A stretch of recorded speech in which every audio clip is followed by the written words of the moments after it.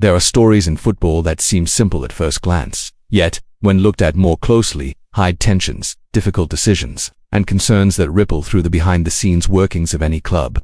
Newcastle United, always under the Premier League spotlight, is experiencing one such moment right now. It's not just about goals, transfers, or league tables. What is happening goes far beyond that, and could directly impact the team's performance in the coming weeks. Fans can feel when something is different, and this is exactly that case. Before we dive deeper into this scenario, I want to take a quick moment to invite you, if you are passionate about Newcastle United and follow every detail about the club, subscribe to the channel right now. It's a simple gesture, but it helps tremendously in growing our community and ensures you don't miss any hot news from behind the scenes at St. James Park. The curious point is that not everything that determines the course of a season is under the club's direct control. There are situations that completely escape the hands of directors and coaches, generating anxiety among fans and professionals alike. Imagine planning an entire squad, organizing multi-million-pound investments, crafting game strategies, and suddenly realizing that a decision outside Newcastle's reach could change everything. It is precisely this dilemma that the club now faces. Tension grows because this isn't about idle speculation or rumors swirling in the city's pubs. There is something real at stake, something that could affect everything from Eddie Howe's decisions to performance on the pitch. What might initially seem like a mere administrative or bureaucratic issue could actually determine when one of the squad's most anticipated players finally makes their debut. But what exactly is going on? We are talking about Yoane Wissa, a high-profile signing by Newcastle United. The forward, formerly of Brentford, was acquired for around £55 million, a substantial investment for someone nearing 30 years of age and with a contract close to expiring at his previous club. The anticipation to see him on the pitch is immense. Yet there is a concern that goes beyond the technical or financial side of things. According to the Daily Telegraph, the worry centers on the possibility that Wissa could be called up by the Democratic Republic of Congo for the World Cup qualifiers in October. Even while still recovering, the risk of a call-up exists, keeping Eddie Howe and the Newcastle board awake at night. After all, it would be a scenario in which the club, despite such a large investment, would have no power to prevent the player from traveling.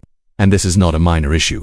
For those following Newcastle, it's easy to see how the team has suffered from a lack of firepower in recent rounds. Without Wissa, the attack has lost depth, and his debut is seen as a true breath of hope for the fans. Yet anxiety mixes with fear. Will the Congolese national team act cautiously or insist on the forward's presence despite his physical condition? It's worth noting that Wissa has solid Premier League credentials. He played 137 games for Brentford, scoring 45 goals. This record demonstrates that he could provide exactly what Newcastle needs right now: experience, offensive presence, and the ability to make a difference in tight matches. For Howe, having him available immediately after the October international break would be a genuine relief. By the way, if you're enjoying this analysis and want to continue receiving content like this, full of behind-the-scenes insights and exclusive Newcastle United information, make sure to subscribe to the channel now. That way, you won't miss any updates on cases like this, which show just how much football goes beyond what happens on the pitch. Returning to the case, Wissa's situation became even more dramatic because of the way he got injured. In an unusual incident, he slipped on the pitch and fell onto his knees at high speed. A bizarre accident that drew the attention of fans and the media alike. There was no rough challenge, no reckless tackle, no violent collision, just misfortune that interrupted his plans to debut for Newcastle. This injury, however, opens a door to a bigger discussion. To what extent should national teams prioritize their players over the clubs that pay their salaries?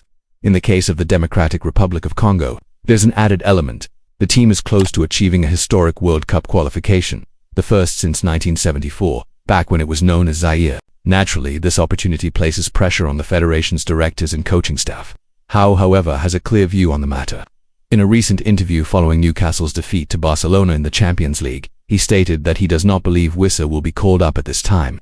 For the manager, the player's physical condition simply wouldn't allow him to feature in the qualifiers.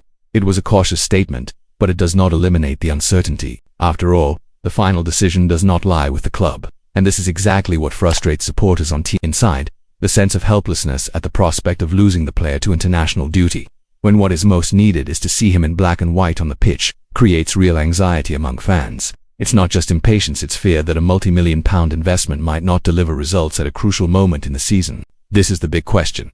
Newcastle needs Wissa, but can do nothing but wait. This agonizing wait exposes a side of football few see: the power struggle between clubs and national teams, which often leaves fans caught in the middle. For Newcastle supporters, the desire is simple: to see the forward debut, score goals, and help the team fight at the top of the table. And if you also want to keep following every detail of this saga involving Wissa and Newcastle United, Subscribe to the channel. Here you receive full updates, always in clear and direct language, so you won't miss a single detail of what's happening with the club you love. Meanwhile, Newcastle must continue their planning and hope the call-up does not happen. Wissa's return after the international break would be a real gift for Howe and the fans. But until then, uncertainty dominates the corridors of St. James Park. The team's immediate future could depend on a decision made far from Newcastle, and that only adds tension to the situation. Football once again shows that it's not just about what happens on the pitch. It's about choices, risks, and, in this case, how much a club can or cannot control the destiny of its own star.